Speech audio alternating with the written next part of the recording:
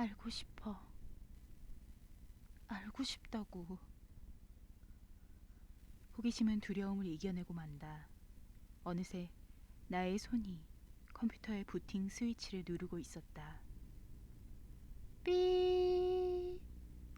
부팅음과 함께 컴퓨터의 하드가 돌며 초기 프로그램들을 읽어드리고 있다. 잠시 후 시작음을 알리는 소리와 함께 컴퓨터가 눈을 뜬다. 바탕 화면에 자리 잡고 있는 지혜의 사진이 여전히 나를 보며 웃고 있었지만 더 이상 예전에 나를 반겨주던 키티가 아니었다. 정감이 느껴지지 않는다. 분명 나의 컴퓨터인데. 난 떨리는 손으로 마우스를 움직여 통신에 접속했고 천규의 소스에 의해 만들어진 프로그램을 실행시킨 뒤 전에 보았던 머더라는 사이트로 접속하기 위한 준비를 했다. 지금 시간 오후 11시 10분. 지난번과 마찬가지로 10번이라는 번호를 가진 제목 없는 방이 보인다. 마음을 가다듬고 그것을 클릭했다. 하지만 이상하게도 아이디와 비밀번호를 묻는 말이 나오지 않았다. 아무런 메시지도 나오지 않았고 설명도 없었다. 오직 대화창 하나만이 덩그러니 있을 뿐이었다. 난 그 대화방을 나갔다가 다시 들어가 보았다. 역시 마찬가지였다. 도대체 어떻게 된 것이지? 왜 반응이 없지? 분명 10번 반이 맞는데. 하지만 내가 어리둥절해 있던 것도 잠시. 갑자기 1대1 대화창이 모니터에 떴다. 이 방에는 아무런 자료도 없습니다. 메시지를 준수하십시오. 메시지라고? 무슨 메시지? 이봐, 무슨 메시지를 말하는 거야? 아씨, 도대체 무슨 메시지를 보냈다는 거지? 난 빠르게 키보드에 자판을 쳐나가면서 물었다. 이 방에는 아무런 자료도 없습니다. 메시지를 준수하십시오. 도대체 무슨 말을 하고 있는 거야? 이봐, 넌 누구지? 이 방에는 아무런 자료도 없습니다. 메시지를 준수하십시오. 넌 누구냐니까. 이 빌어먹을 자식아. 네가 천규를 죽였지. 갑자기 1대1 대화창이 사라지며 내가 들어간 대화방도 없어져 버렸다. 난 멍하니 컴퓨터를 바라보았다. 이런 제기랄. 이렇게 되면 찾을 수가 없다고. 방이 바뀐 것이다. 난감했다. 통신의 대화방은 사람들이 만들었다가 지워버리는 것을 반복하기 때문에 방 번호가 순차적으로 붙기는 하지만 연결되지도 않고 띄엄띄엄 붙어있기 마련이다.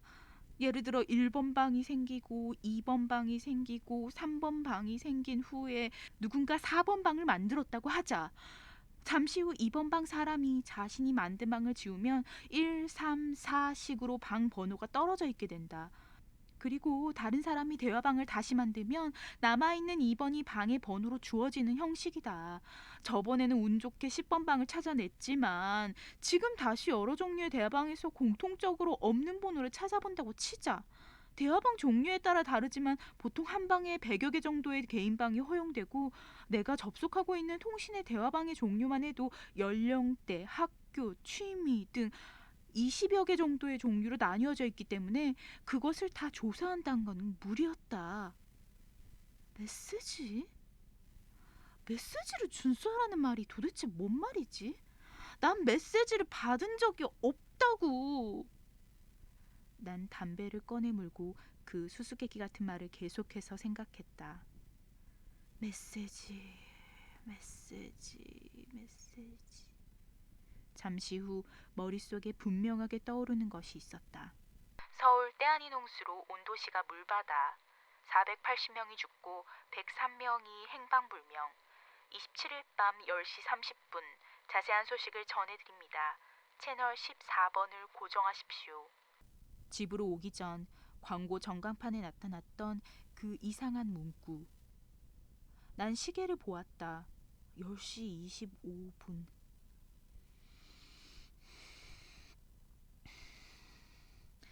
나는 마른 침을 삼키고는 통신의 대화방 중 아무거나 클릭해 들어가 보았다. 많은 번호의 방들 중 14번 방이 보였다. 여자가 필요해. 괄호 열고 남강퇴 설여 미씨도 환영. 통신상에서 흔히 볼 수 있는 제목의 대화방. 아직 머더라는 해커명을 가진 그 미치광이가 접속을 하지 않은 것이겠지.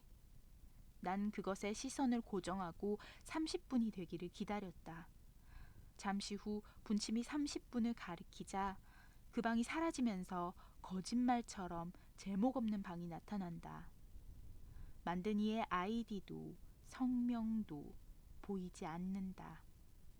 오직 14번이라는 방 번호만이 주어져 있을 뿐이다. 이제부터 다른 사람들의 컴퓨터에는 이 이상한 방이 보이지 않을 것이다. 오로지 천규의 소스 파일을 실행시킨 나의 컴퓨터에만 보일 것이다. 그렇구나. 광고 전광판에 나타난 그 이상한 문구들은 바로 접속하는 날짜하고 시간, 그리고 들어갈 방의 번호를 알리는 글이었어. 광고용 전광판에 나타난 말도 안 되는 그 엉뚱한 문구는 바로 천규를 죽인 그 빌어먹을 해커가 보내는 메시지였던 것이다. 그렇다면 처음으로 내가 광고용 전광판에 나타난 문구를 신촌에서 보았을 때 골목 어귀에서 나처럼 그것을 눈여겨보았던 사람이 내 생각대로 천규였단 말인가? 난 두근거리는 마음으로 그것을 클릭했다. 저번처럼 아이디와 비밀번호를 묻는 창이 뜬다. 머더 666. 난 순식간에 그것들을 쳐놓고는 엔터를 눌렀다. 두 번째 관문을 통과하신 것을 축하드립니다. 환영의 메시지와 함께 인터넷 브라우저가 작동하면서 빨간 글씨로 쓰여진 머더라는 제목의 인터넷 사이트가 나타났다. 제목 아래 버튼에 쓰여있는 문구가 나의 마음을 두근거리게 한다. 피살자들의 미스테리적 죽음의 원인. 그것을 클릭하자 저번처럼 나타나는 서브 메뉴들. 나의 눈에 똑똑히 보인다. CHUNGYU 천규. 이제 그 버튼을 누르기만 한다면 난 천규를 죽인 그놈과 접속할 수 있게 되는 것이다. 하지만 누르기 전에 다시 한번 마음을 가다듬을 필요가 있었다. 분명 이 사이트를 열면 2번 다시 보기 싫은 천규의 그 끔찍한 얼굴이 나타날 것이기 때문에 난 모니터를 뚫어져라 쳐다보며 각오를 단단히 하고 나서 천천히 마우스를 그 위로 가져가 클릭했다. 무언가 흐릿하게 배경화면이 나타나기 시작했다. 이젠 그것이 무엇인지 안다. 제길 놀라지 않을 거야. 절대로 놀라지 않을 거라고. 사진일 뿐이야. 사진일 뿐이다. 기현아, 사진이야. 난 마음속으로 다짐을 했다. 하지만 그 사진이 또렷해졌을 때 내 의지와는 상관없이 모니터에서 시선을 뗄 수밖에 없었다. 빌어먹을 젠장을. 욕설이 터져나왔다. 보고 싶지 않았다. 견딜 수가 없었다. 공포감으로 마우스를 잡고 있던 나의 손이 부들부들 떨린다. 하지만 봐야만 했다. 난 이를 악물고 모니터를 향해 고개를 돌렸다. 천규의 시뻘건 눈이 나를 뚫어지게 바라보고 있다. 마치 무언가를 알리려는 것처럼. 잠시 후 일대의 대화창이 뜨고 글자들이 빠른 속도로 올라오고 있었다. 이 대화방에선 단 10개의 질문만이 허용됩니다. 10개의 질문과 답변이 모두 끝나면 이 사이트는 자동적으로 종료됨을 알려드립니다. 그럼 지금부터 당신의 질문을 받겠습니다. 커서가 반짝거리며 나의 타이핑을 기다리고 있었다. 하지만 손이 떨려서 제대로 글을 치기가 힘들었다. 진정하자. 진정해. 난 마음을 가다듬고 첫 번째 질문을 써내려갔다. 넌 누구지? 저에 대한 질문은 허락되지 않습니다. 이 사이트는 오직 강천규님의 죽음을 밝혀내는 사이트일 뿐입니다. 9개의 질문이 남았습니다.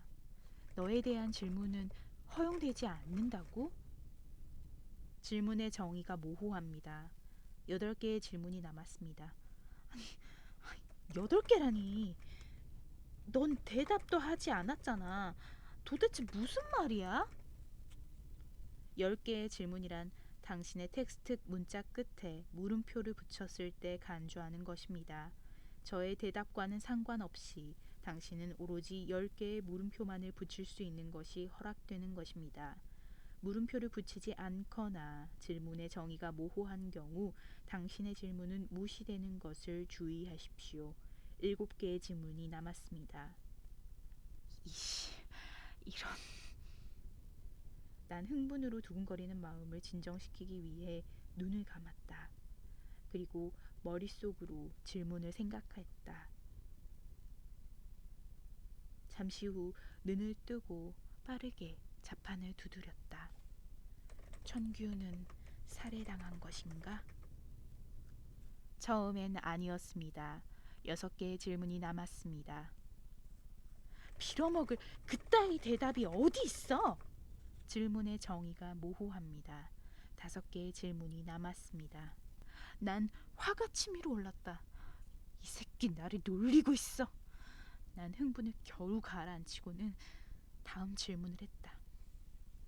천규는 무엇을 알려고 했던 것인가? 시기의 정의가 모호합니다. 4개의 질문이 남았습니다. 알았다고. 알았어. 빌어먹을. 그래, 다시 묻자.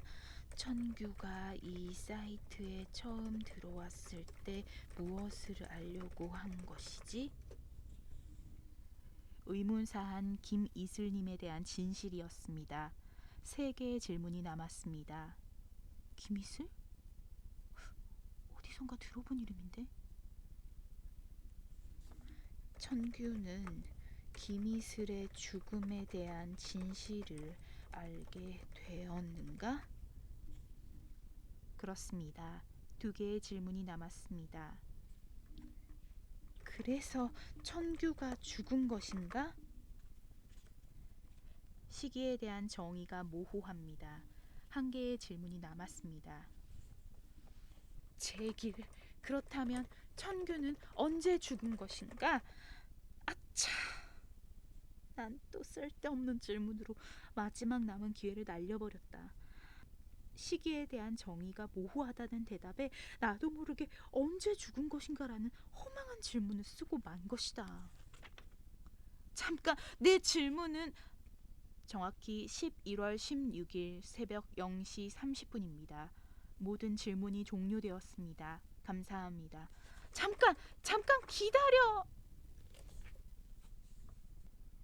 대화창이 사라져버리고 내가 종료 버튼을 누르지도 않았는데 통신의 접속이 해지되었다. 그 징그러웠던 배경화면도 사라져버렸다. 나의 컴퓨터는 끔찍한 악마의 모습에서 다시금 지혜의 환한 미소를 배경화면 가득 담고 있는 키티의 모습으로 돌아왔다. 허무감이 밀려온다.